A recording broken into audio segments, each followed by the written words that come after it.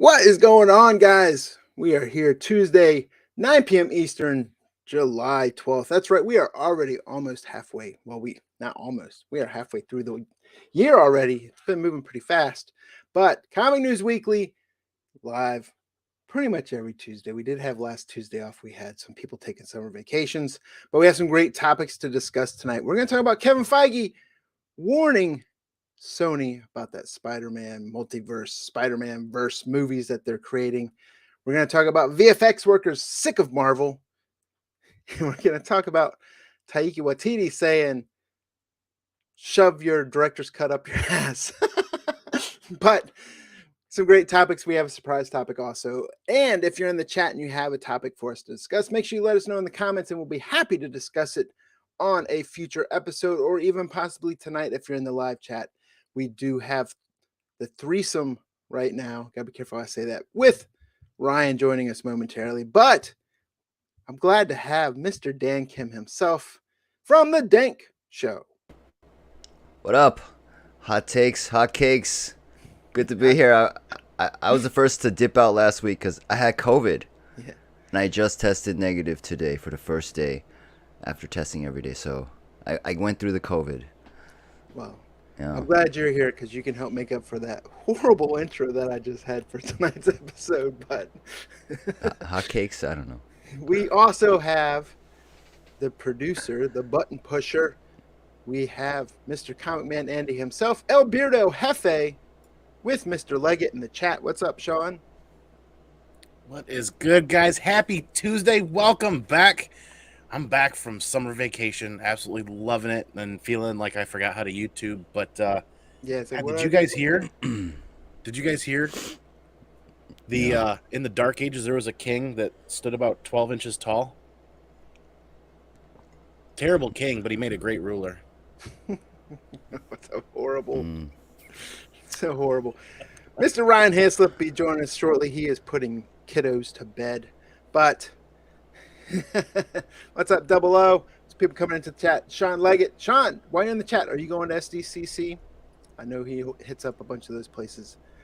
But yeah, we can talk about that on a future episode. That's coming up, next weekend? As Oh, God, yeah. camera goes out of focus and everything. We're just living it up here. The camera forgot how to YouTube, too.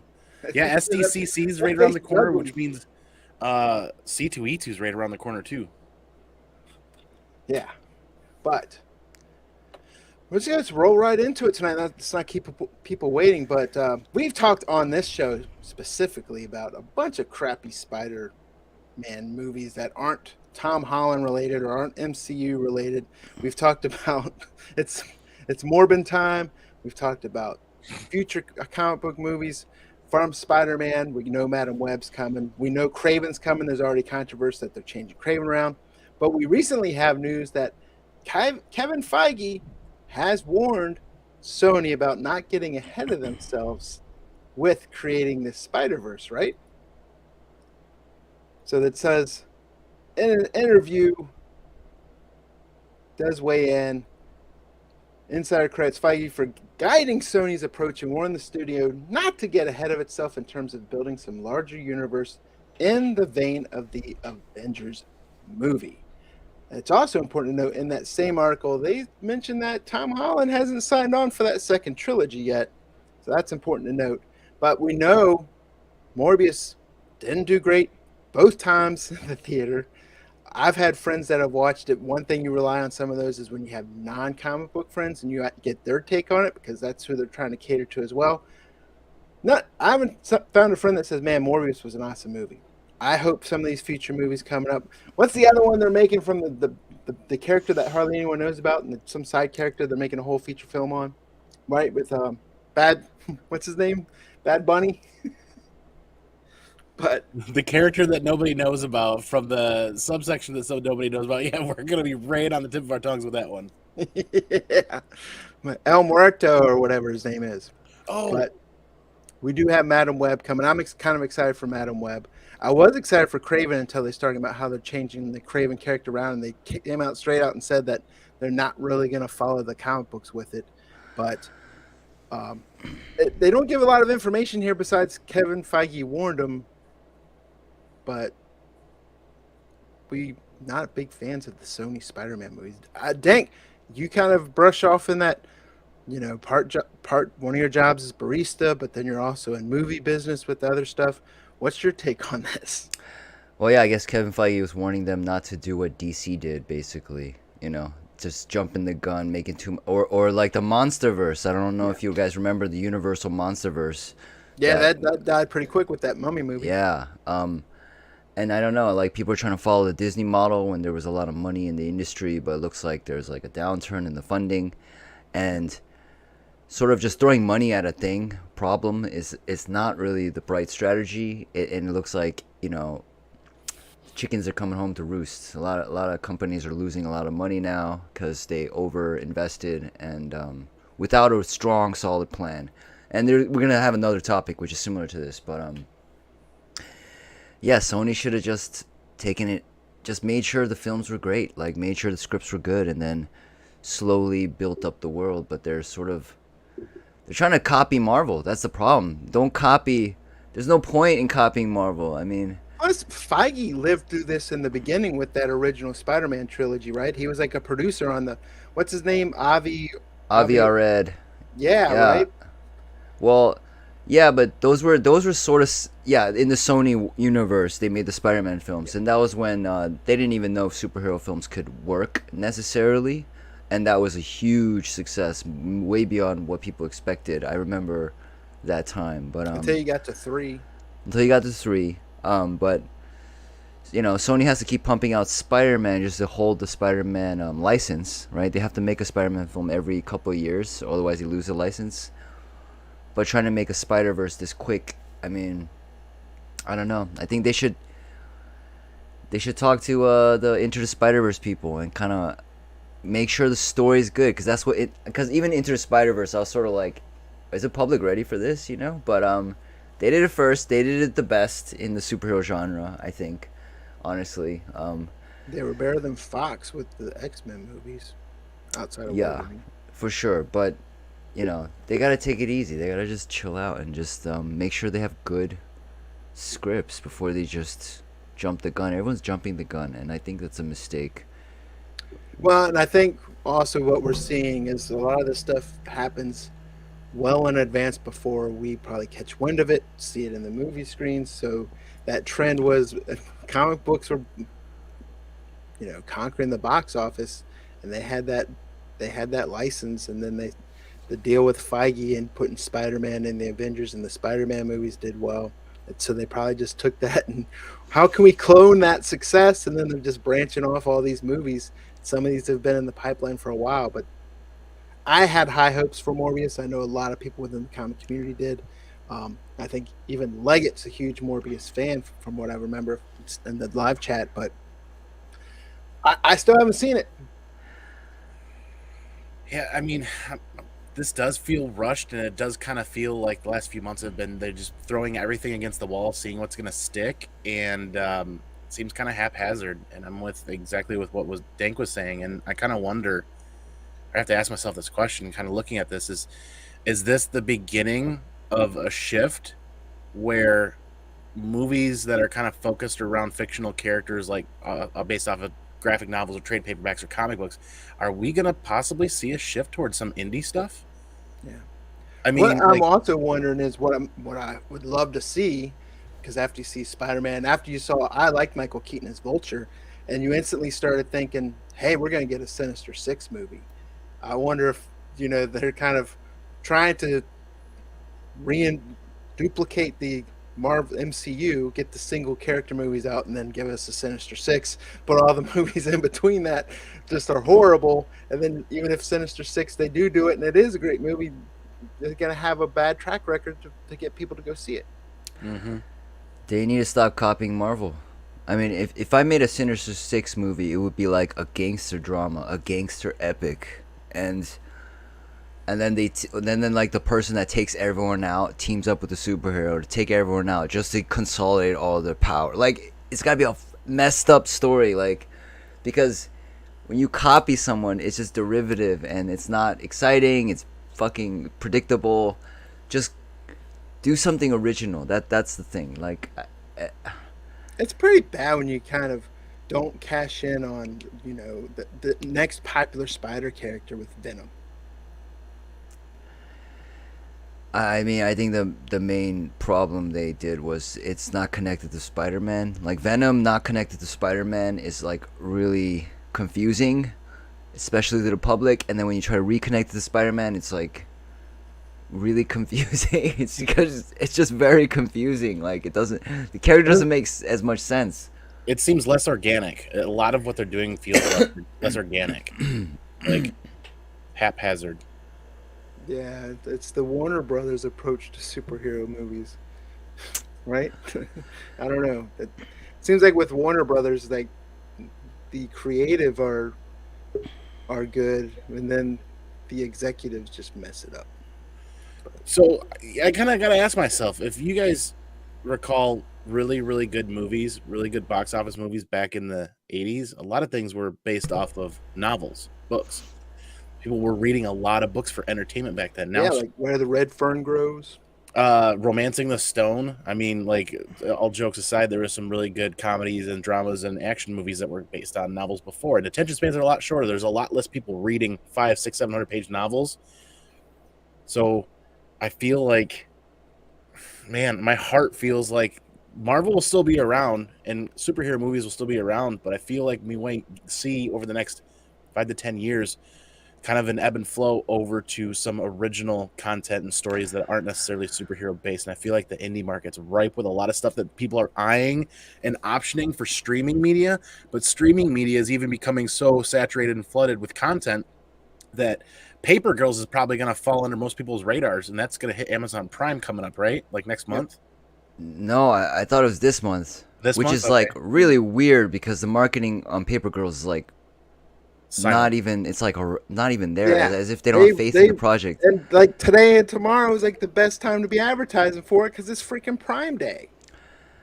Yes, and I don't know. So the thing about the films though, they stopped making like $40 million films. There used to be like a lot of $15 to $40 million films, but now it's either like 1 million or 100 million because, and then with the superhero films, they don't actually have to succeed sometimes, right?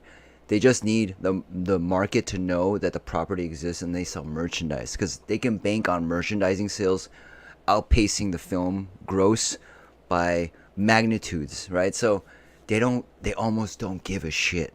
It's like a about the quality placeholder of for the the film. license, right? It's just branding. It's just like branding for the public. Sell merchandise. If you can sell enough merchandise, that can make up for the like not so great box office. It's just a commodification of entertainment in such a way that we're getting bad product now. I blame the I honestly I blame the Disney acquisitions of these of Marvel and Star Wars as the beginning of the end because they started a trend in the whole industry, and it's a virus of making shoddy, half baked material.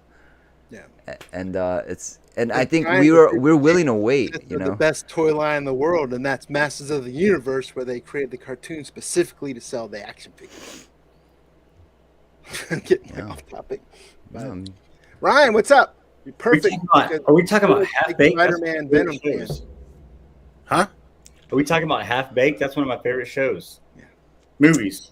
Yeah, we're talking about the Sony Spider-Verse movies. Oh, that's Half Baked. Yeah, that's for sure. It's only half done. but Sony will do the One Punch Man film though, and Yes, we know you are the One Punch Man. I am One Punch Man. I mean, I'm not knocking Sony. I'm knocking Sony's superhero movies, but Columbia Pictures produces some of the best. They gave us Ghostbusters, bro. Can we get a petition started for One Punch Man and Dan as the One Punch Man? Yeah, hashtag Dank Punch Man. Yeah, honestly, I think That sounds too close to Donkey Punch Man. I will kill that role. I will make you cry. I will make you cry. I will cry if Dan is not and laugh in the same movie. So we're getting mixed reviews in the chat about the new Thor movie, which we're going to get into that in a minute. But yeah, Andy, you shared an interesting article with me via text about the VFX workers for Marvel are mad as hell and they're not going to take it anymore, right? Yeah, so this is pretty interesting. Let me get set up and swapped over for this. Terrible job to segue, Andy. Where's the jokes? I mean, come on now. Hey, Ryan, good to see you. Welcome back, man. Do you know what a pirate's favorite letter of the alphabet is? R. You know, Oh, it's come funny. I on. just talked to my little one about this. Oh. R. You think it'd be the R, but it really be the C. Man.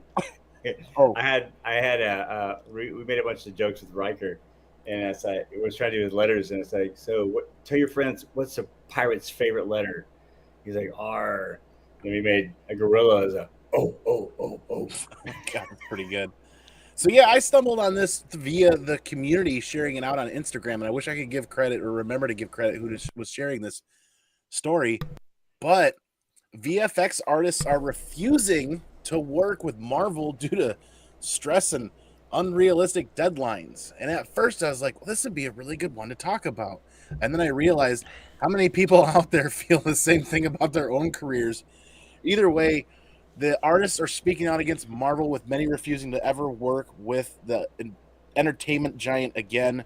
They're claiming stress, anxiety, work hours. I get it. I'm not a VFX artist. I don't imagine, I don't know if they're hourly or salary, but one of the comments in here was saying that the money was absolutely phenomenal, but it was a trade-off for your health and wellness. And isn't that the real Quit kind your of, bitching. That's like that shit where that dude wants to like walk people's dogs for 60,000 a year, but yeah, only do it 2 days a week.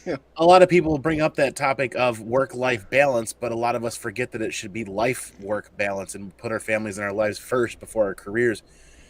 And I feel like this is kind of one of those stories where they probably had some high performers and high expectations at the beginning, and then that just became a norm. And then they just kept asking for more and asking for more and asking for more and asking for more. And this is just like most other customers. If you don't tell them no at some point and protect your brand, then your brand, these VFX artists, kind of start to dwindle in the work conditions, and the culture, more importantly, their culture within their employer degrades. So I wonder, I really wanted to send this article to you guys and talk to people in the chat about this. What do you guys think this poses for the future of Marvel movies? Did this stem from the upcoming female Hulk show where the trailer just sucked? So Well, they had to go Wanda, back and fix it all. WandaVision was specifically named in here as one of the guys said he had to take like a 6-month break to decompress after that. Yeah. I mean, to me, the truth is probably in the middle somewhere. So, not knocking people for probably working hard or being, like you said, we all go through stuff like this. It's part of life. Um, Well, I I get mean, it. If they're being worked excessively, then I don't.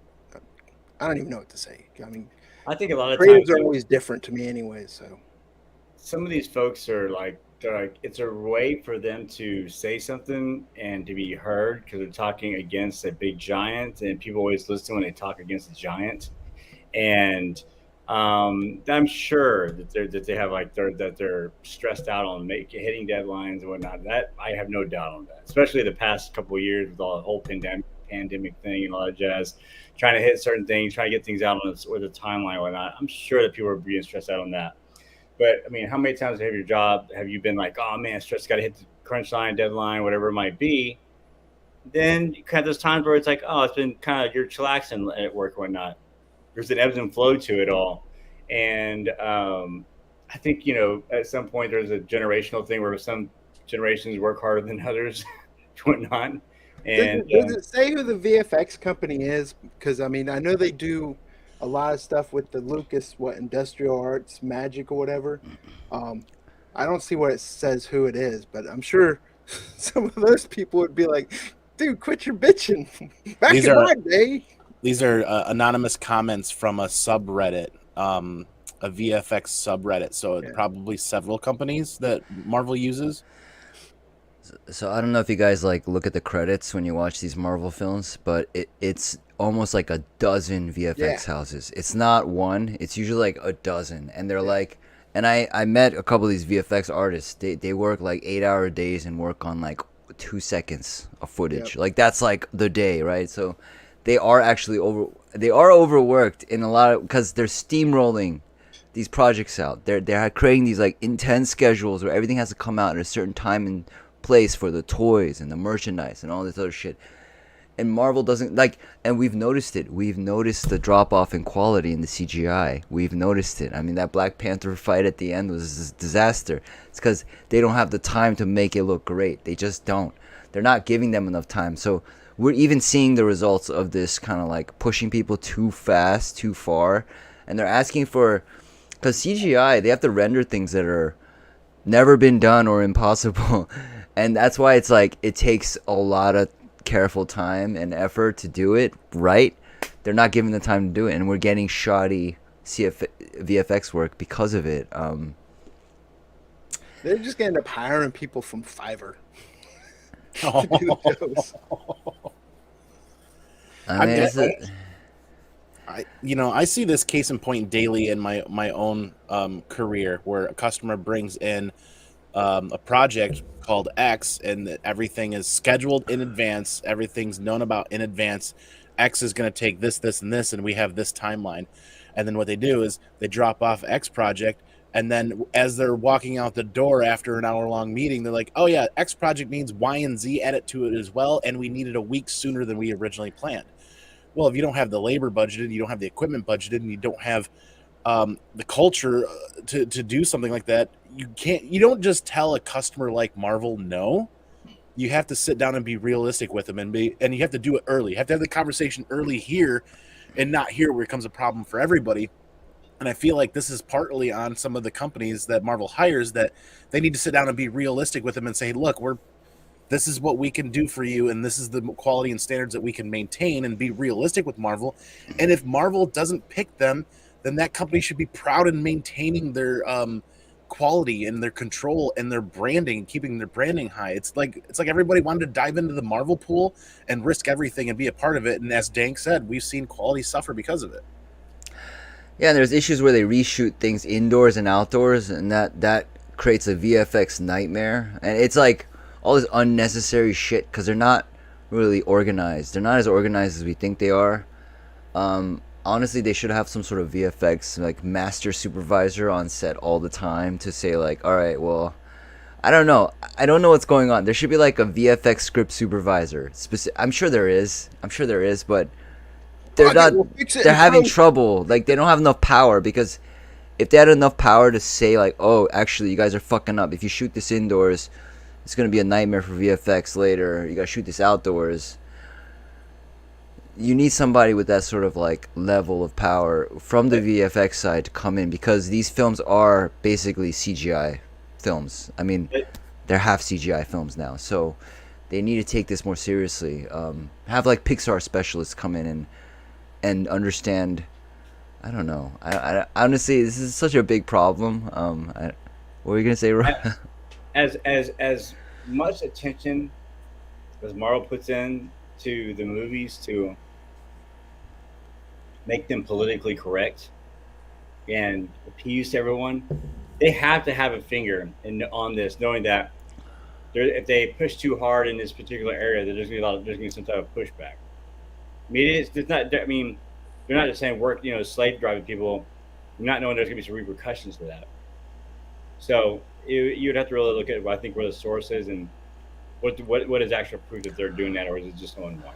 Oh, on the other end of it, though, there are a lot of VFX companies. They overpromise a lot because they want the contract. Right?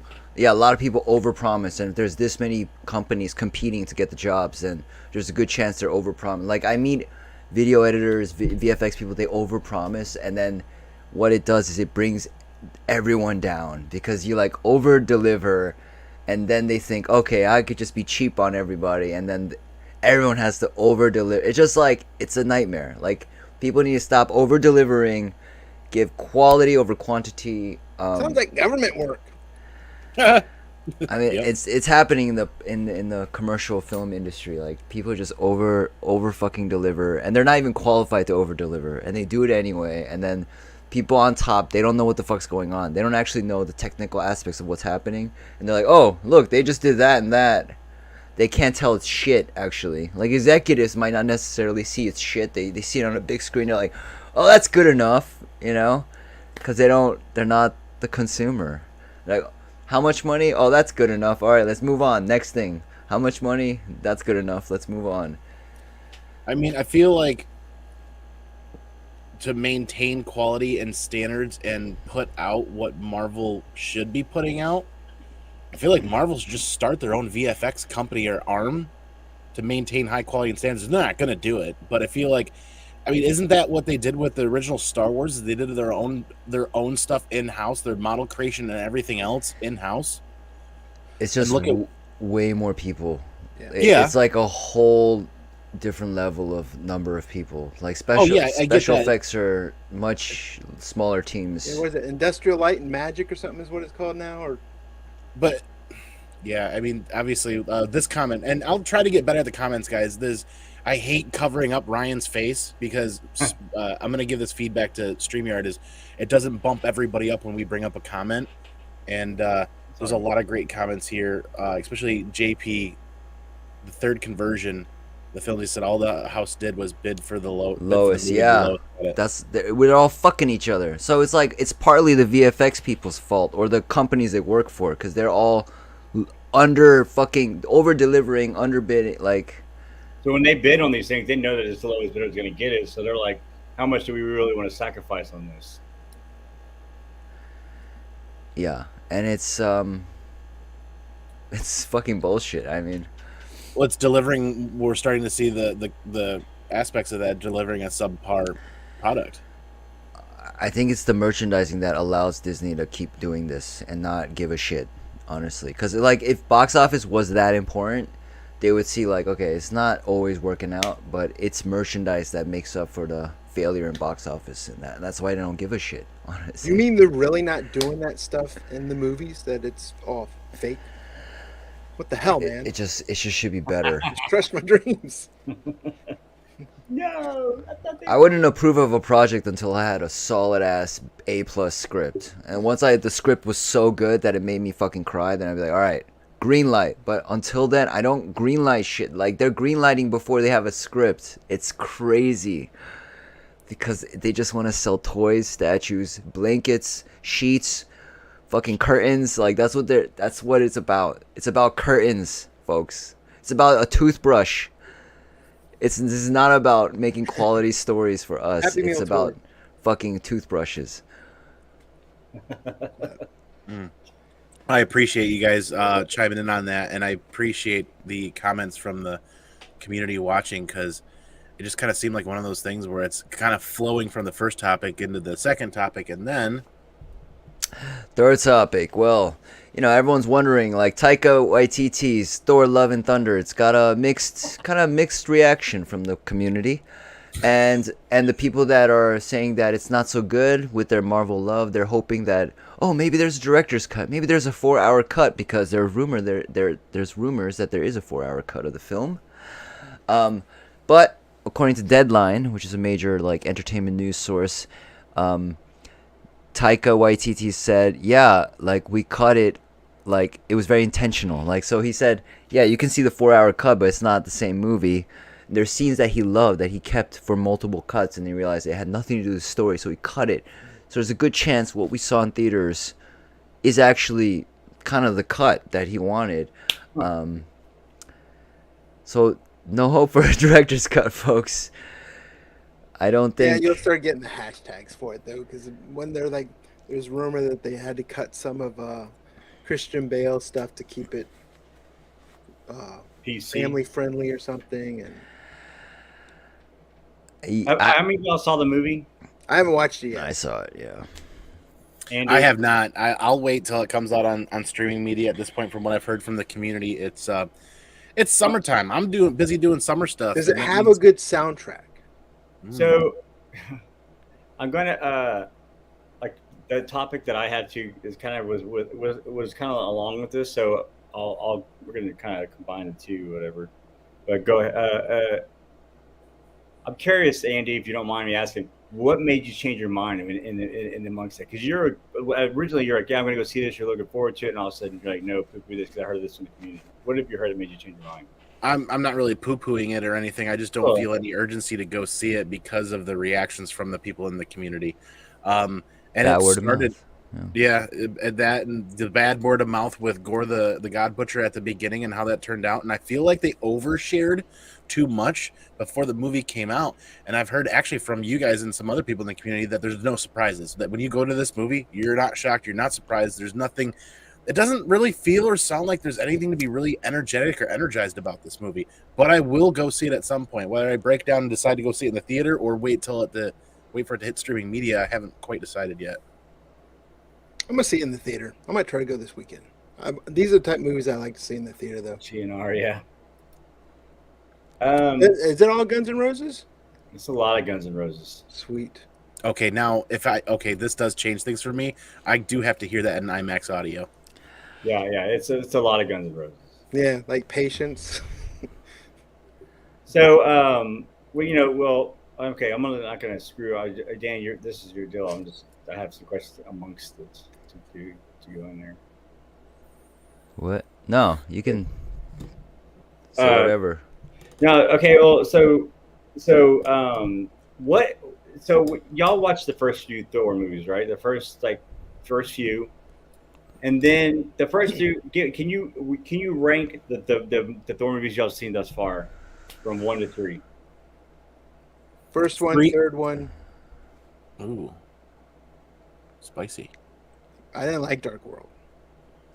I'd go 3, 1, 2, and my I like the third one more than the first. I like the first one pretty well, and then the second one was good filler. 3, 1, 2. Dan. Yeah. 3, 1, 2. Brian. I'm 1, 3. Fuck 2. I haven't seen 4. So yeah, marry 1. So you saw 1, you saw 3. I like 1 because it introduced people that didn't know who the hell Thor was. Okay. That made Thor. And everyone in the chat, rank the movies in the chat. If you've seen the fourth one, rank it with the fourth one. So I can take 4, 1, 2. So, yeah, I want to see what some of the other folks say. The reason why I'm saying this is because so why do you like 3 first? Why did you put 3 first? Me? Sure. Did you put 3 first? Yeah. Yeah, Cantanker's in the chat. Why did you like 3 first? I just like it with the Hulk versus Thor kind of Coliseum fight. I forget, and then the Zeppelin soundtrack. That and was it the Collector? Who was Jeff Goldblum playing again? It's been a while. Yeah, that was. I really love Goldblum in that. That was just really good casting, in my opinion. It was like buddy cop movie, and it had good humor with action. Yeah, and what's her name? Helen was hot. It felt really organic and natural. It also had great stakes.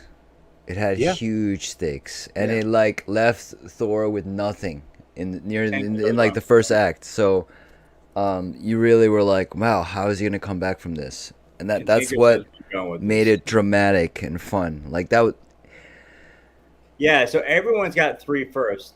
And the reason why I believe everyone got 3 first is because the first 2 were pieces of crap almost. They're real they drug out. It was real dark. It was real blah. And they're like, well, because it was real serious as far as the demeanor, I guess, of the first 2 movies. And then Chris Hemsworth was like, I don't want to do this because this is like boring. And it's like just like blah. Was Kat Dennings in 4? And then he wanted to. He's like, well, if you give me some correct, so if you give me some of the writing and some of the whatever, and he interjected the humor aspect of it.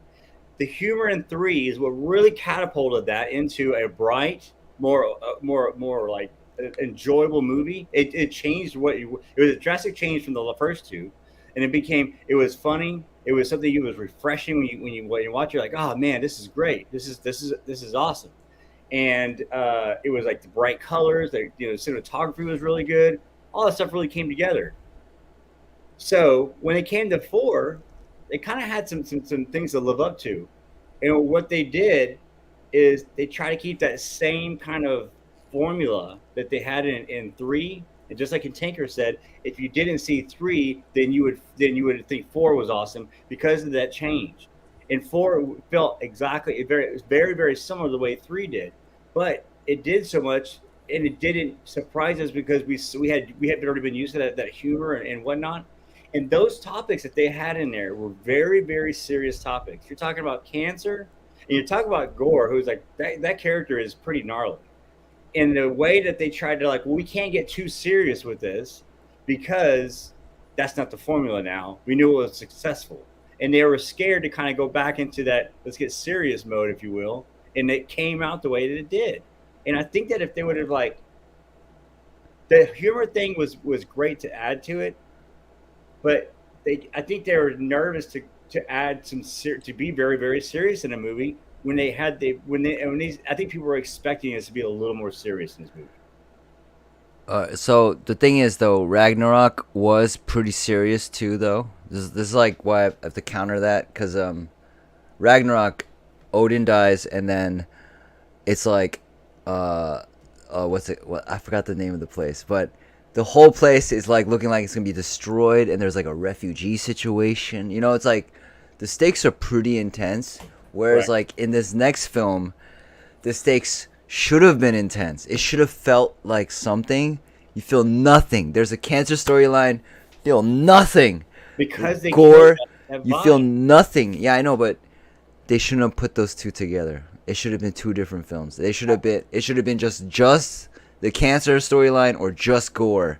But when you merge it together and you add a lot of humor, you feel nothing. You feel fucking nothing. There's no feeling with the stakes. Like counteracted each other. Yeah. Honestly, it's like insulting to cancer almost. To people that have cancer, it's like it was such a silly, clumsy like.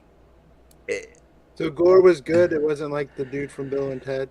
Yeah, No. but Gore should have been much more menacing, much worse. But they don't. There's not enough Gore. There's not enough Gore, and you don't see him do shit. It's all off screen.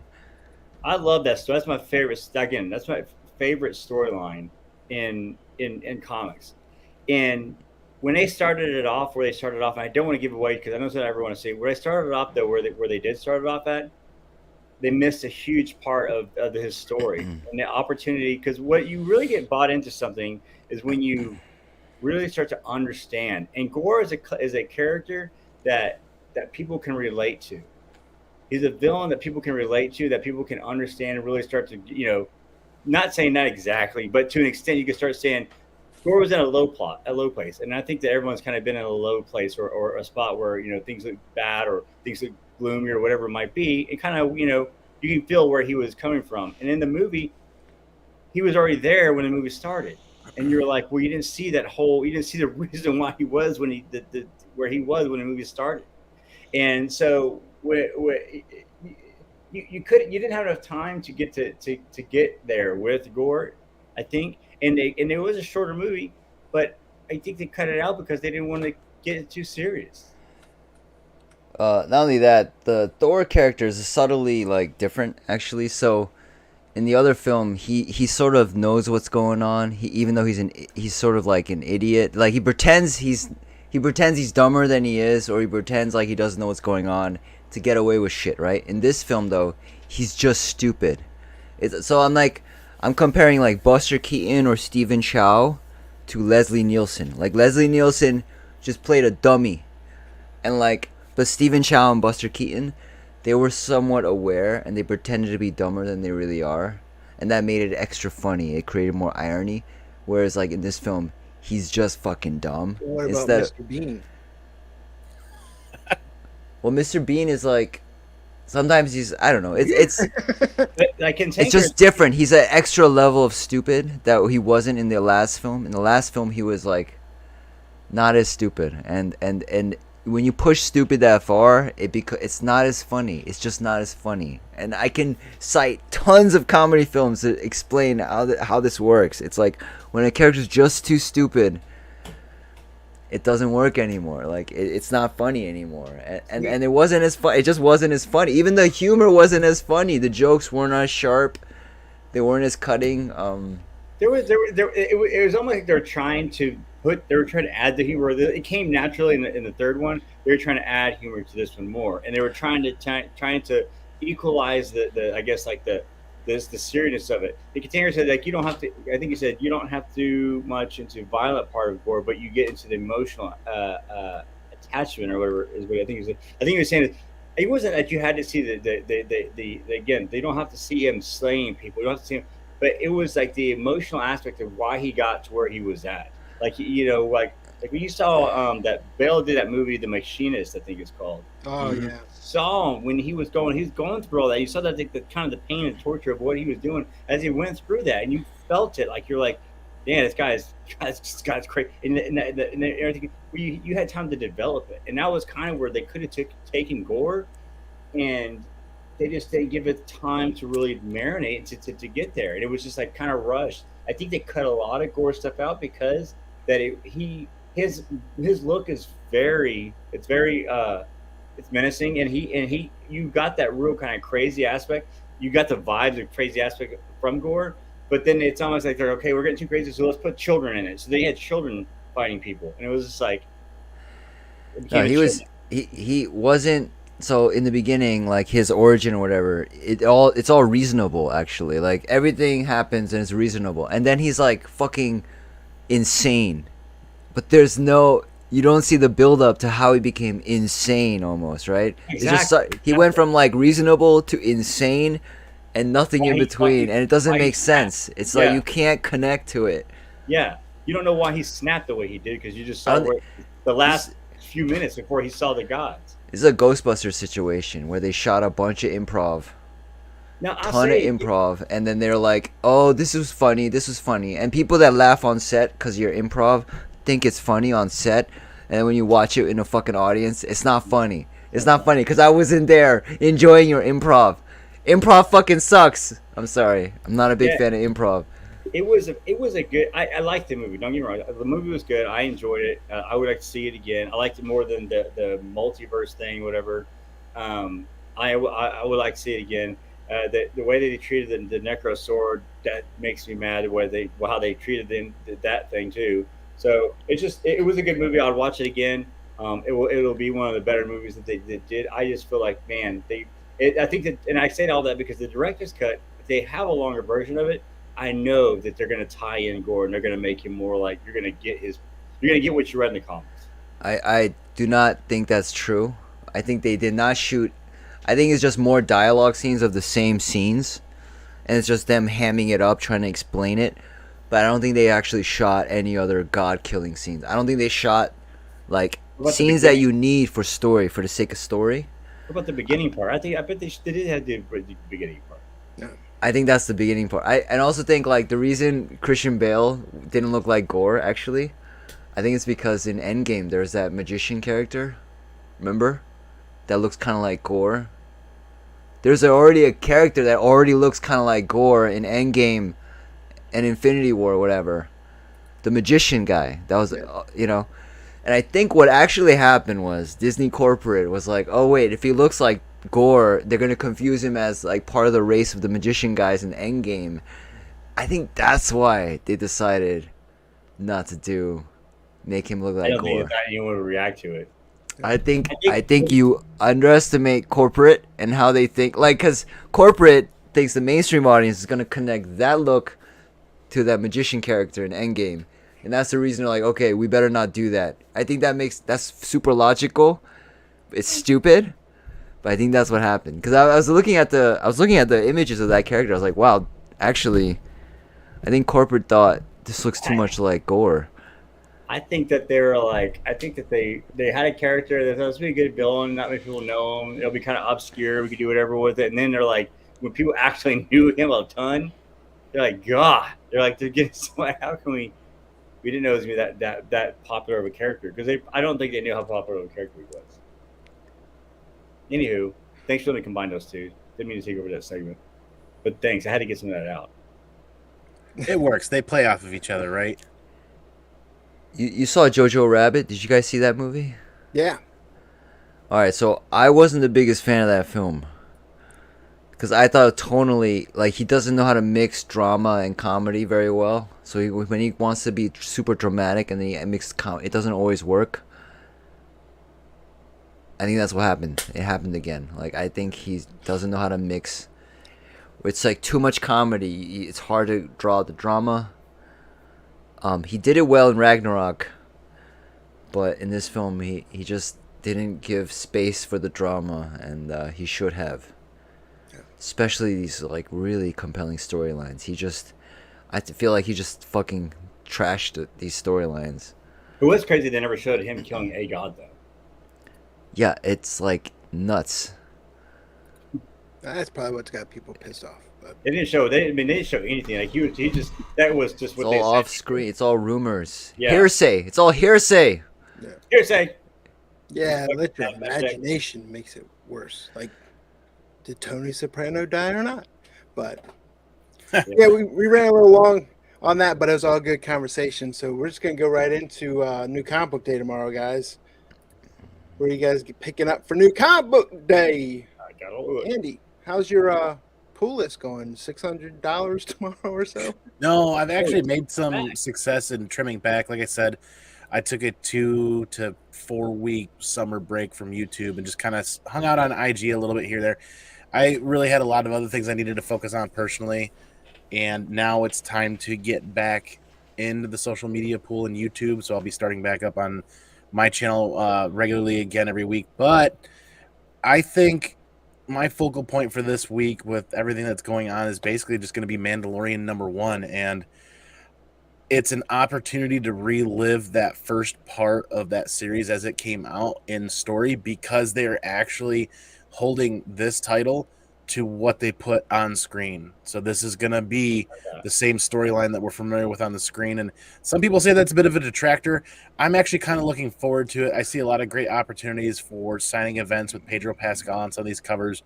I'm sticking to just the ratio variants that I get from my LCS because I ordered them early. I ordered them really cheap, and I'm not going to fall down the rabbit hole of the store exclusives. But the action figure variant collectors for those covers are devout, and they're out there. This is something they're going to be adding to their collection. I don't know what the print run on this is going to be, but it does look pretty dang good. That John Tyler Christopher, I take it. Yes, sir. Yeah. Yes, sir. And there's lots of great covers out this week. I'll leave you guys to pick and prod at some of those, and then when we've gone around the horn, we can talk about some other ones if you want. Think, what are you picking up? Well, Mandalorian. I was getting that. And what else was I getting? I guess I was gonna. Shit. Daredevil 1, right? Yeah, Daredevil 1. That's on my list. Good old Chip and Chichetto. Oh, I also got Above Snakes, actually. I pre-ordered that. What By is it? Sean Lewis, Above Snakes from Image. They're just a solid team. It's a new world, new story. So I just got it, and I'll see how good it is. I like Peyton Sherman. What's that book about? It's Deadwood style westerns. Good enough for me. yeah. Swearingen, cocksucker. I'm kidding. I have no idea what it's about. It's kind of a vague Yeah. description, but I think they're a good team, so we'll see. Ooh. I also pre-ordered Impact Winter, which is a big Audible series. It's a one-shot from Image, but it's also a really popular Audible like podcast drama something. So maybe that's worth checking out. I think could be something. Also Barbaric, The Harvest Blades, issue 1.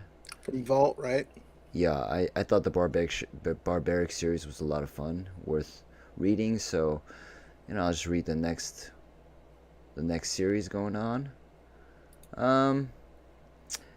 But yeah, that's mostly it. Not a big week. And there's that Archie book. I guess it's a key. Yeah, that's but what I had. The Betty and Veronica. Right down. You were almost there. You get that first appearance of Stacey Danks, which we talked about on this show. Betty and Veronica Surf Party. So. Yeah, which I might even go to like a Barnes and Nobles to pick up. Yeah, so that cover up there on the right, it says featuring all new lead story. I've also seen cover art where it's got kind of like the old Riri Williams second print, right, where it's got like a circle picture of her head saying introducing new character Stacy Danks. Huh. Interesting. Was there multiple covers for that? Because I've only seen some that had just solicited, but there it looked like there was like a Nintendo cover. Or... Well, the League of Comic Geeks is usually really good, but sometimes they miss a couple of things. This is just more from. I've only seen the one cover. That's why I was wondering. Oh, so it might just be that one cover for it. I will tell you, do not order from Archie's website if you want near mint copies, because they ship crappy. But yeah, anything else, Dan? Sean's right with Daredevil 1 from Wanted. What about you, Ryan? So I thought Hulk was coming out this week, but it's not. It doesn't look like. Savage Avengers, that's coming out. I'm so like watching that. That they have a cool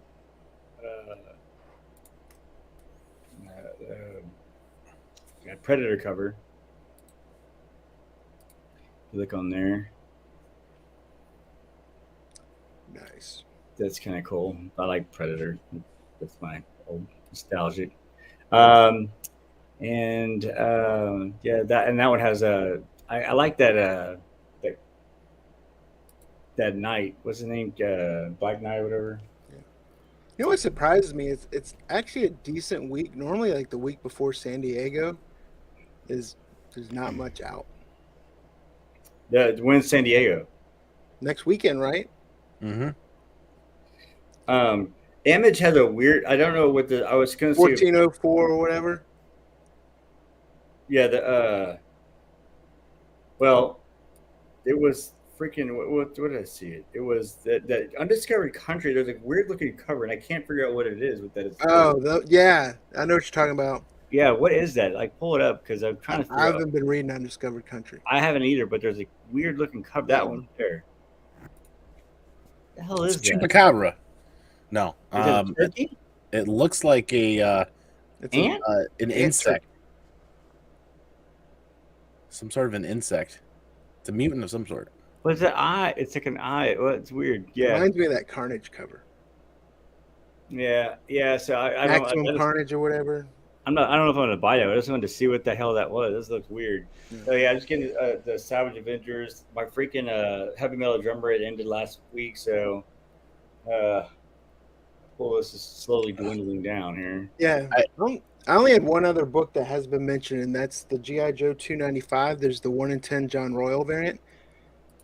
So whenever John Royal variants come up, the Baroness, that's a cool ass cover. So I usually pick up. Holy I haven't crap! been reading G.I. Joe recently, but the John Royal incentives I always try to pick up. That's a cover by just in itself. That is dope. So then another just a cover pick. There's a Betty Page book. Of course, Dynamite does like 50,000 covers, right?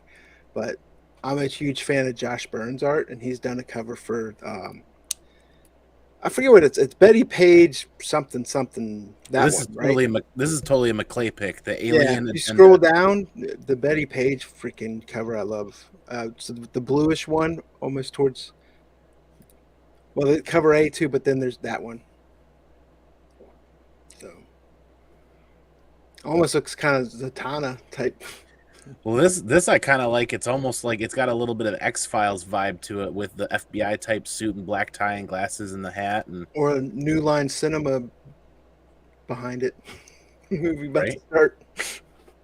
This is totally going to be McClay's like first pick. I'm glad you brought it up because coming around full circle, it's Betty Page, the Alien Agenda. It's pretty dope, and that cover A is pretty slick. Yep. That's pretty cool. So. Yeah, Dynamite, they do weird. They do like 1 in 6 variants, but a lot of times they have great cover. The Vampirella covers are always Vampirella. Oh, you know what this is right here, right? Yeah. This is an homage to that sunscreen. Yeah, sunscreen ad. It's pulling the bathing suit or something like that. Yeah, They but said one of the aliens pulling their bathing suit. That'd have been funny. it's a mild homage to that. Obviously, they're not going to pull her pants down, but it was the sunscreen advertisement with the kid getting her bottoms pulled off by a dog. Mm-hmm. Yep. And also, like, I know Andy mentioned it, Sean Leggett mentioned it in the chat, but friend of the channel, Drew at Wanted Comics, that's comics with an X. He's got that David Mack exclusive variant. Let me get there. Oh, of course, we Daredevil. always get to the tail end of the show, and League of Comic Geeks like starts dying out. That's all right. We're done. I want to pull that up, actually. Should have clicked on it beforehand.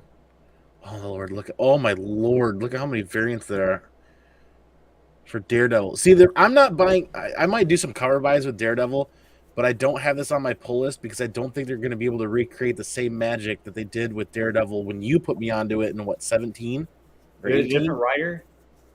No, it's the same team, right? Same Zdarsky and Cicchetto are doing it again, and his run on the last, I won't say arc, but before Rain was awesome. I'm not finding the Wanted Comics one. Maybe Sean can help us out with that.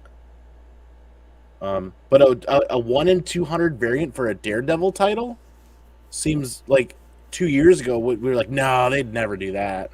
Right. They're doing it. I don't see it on there. League of Comic Geeks, like I said, usually has most, like 95% to 90% of the covers. But what's with that X-Men one right there where she's in the red? Good eye, man. Good eye. Immortal X-Men number 4. What's with her hand?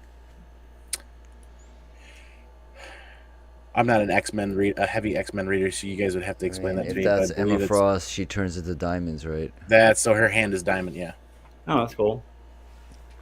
I'll put the link in the chat for you. It's an interesting cover, though. Actually, Cantankerous. 27? Of the Daredevil, according to Josh. Wow. It looks like Cantankerous said the Casada one was Wanted Comics. Hidden Gem? I don't know. I put the link in the private chat for the Wanted Comics, David Mack. Oh, you're dope. You, sir, are a gentleman and a scholar. Oh, wow. That's really cool. Oh. Yeah, so they got that, and then you can get a copy of that and the Virgin for, I think it's 40 or 45. So dang, that is cool. That's really cool. Dang, that's really cool. And Drew's awesome, man. He's got a bunch of other great exclusives up there. So, Yo, honestly, that's my least favorite David Mack Daredevil cover. Sorry. I mean, I like to be honest, no, I know. But if you've seen a lot of David Mack's Daredevil covers, it doesn't even look like David Mack. Like to me, it's like a cross between David Mack and Stephanie Hans. It's very strange. But I see David Mack's style in it. You see the watercolor splatter, but otherwise the line work does not really look like. It's better than a banana taped to a wall. What? God, anyway, about that. I think I did. I think I talked to. I think a long time ago I talked to Drew from Wanted Comics. He did a Venom that I was looking for a long time, and he was like, "Yeah, I got some back there." Yeah. Awesome guy. The only thing is, he's a 10, but he's a Dodgers fan. Oh, that makes sense. This cover is actually going to start probably becoming relevant. I think it's this one because it's a homage to a Dracula. Huh. And I think they're redoing that cover or doing something with that cover. Something's going on with that deal. Pretty cool little cover. So there's our new comic book day. That's just going to leave us with one more thing. Comic Mandy, what do you got? Whoa, right off the beat, going right to the bearded fellow. Like I said, summer break for me was fantastic. I'm looking at transitioning back into what I'd like to call like the post-summer kind of role. I want to get back to 2-3 shows a week on my own channel and still here every Tuesday. It also means that we're going to be priming up and getting ready for a lot more whatnot action going on because here, I got a prop for this. This arrived several weeks ago. It is my first ever CGC pre-screening, and I still haven't opened it. You guys are like, Andy, you're crazy. You still haven't opened this? And I'm like, yeah, because it's heavy as hell. I was hoping it was just a big box of Funyuns. Big box of fireworks. Funyuns. Funyuns. Oh, Funyuns. Ooh, Funyuns aren't that heavy. It's like a But musical. That's like musical fruit. so what I want to do for the CGC unboxings and CBCS unboxings is I actually want to record them in 4K 60. With I really like how that footage turns out on my channel, and I still want to do like some live stuff. But a lot of the unboxings I'm going to try to record, and this one is the first one coming up after break here, and it was mistakes were made. Mistakes were definitely made. There were 30 books sent out, and you guys gotta watch the video when it comes out to why I sent 30, and it's gonna be a good time because we're getting ready for CB. Nope, we're getting ready for C2E2 right after San Diego Comic-Con. Sweet. Dan, what do you got?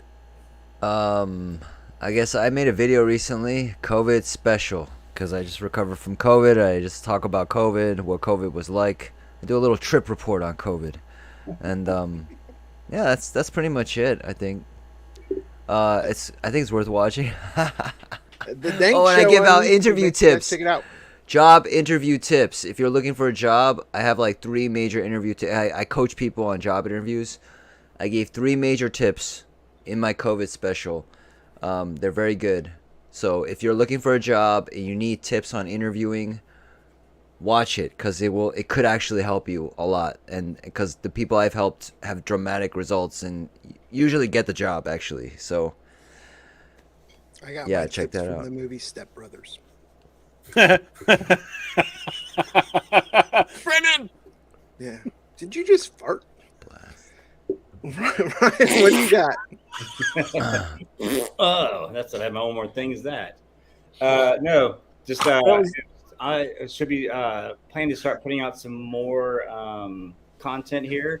The little ones are getting to a point where I can start doing some more stuff and work on a couple ideas with another friend of mine. Starting to work on my lighting setup, new lighting setup I'm trying to get together here, and I actually got another idea that I'll surprise on y'all once it comes up. But so look up Rhinoverse. Start keeping a little eye on there. I've been dabbling not only in comics but also in cards, football cards to be exact. And I've learned a lot. And one of the biggest things I've learned, something I learned in comics a long time ago, is to collect what you like. Don't give a crap about anything else, but get what you like. Because when you try to focus, I've said that forever in comics. But when into cards, the opposite way, trying to say, well, I can make a little money on doing this, just came out disappointed. And when I switched my mentality around and said, you know what, I'm just gonna start going for Falcons, looking for my Falcons. I don't care about the rest of the stuff. Have fun opening packs. Millennium Falcons? Enjoyable. Come again? You collect the Millennium Falcons? Yes. I'm only buying Star Wars cards. Yeah, Star Sincerely. Wars cards. The ones with the chupacabras in them. They don't go together. That's right. Because I don't know Star Wars other well, so I can say that.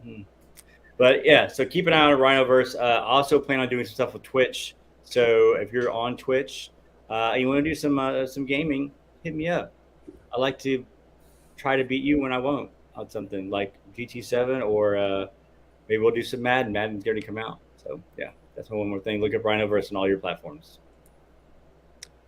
Yeah, I don't really have much for one more thing today. I do want to say thank you to Contankers for the super chat, even though it's Go Dodgers.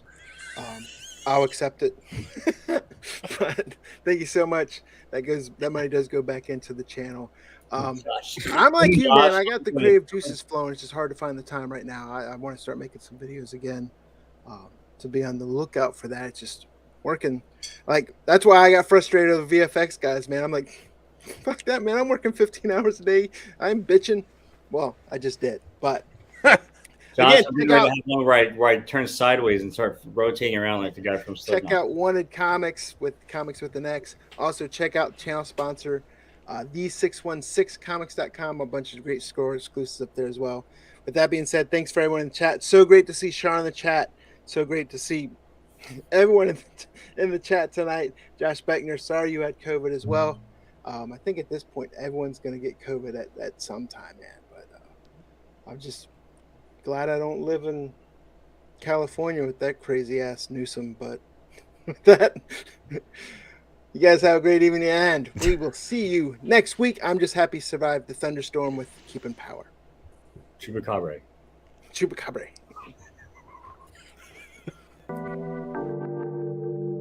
Look. They talking like they don't know a king when they see one. See him in person, he take it back like a refund. Ballin' with my brothers, all my playing D1. Daily checking chicken, he gon' spin it watching reruns. Say they real, but they clones of me.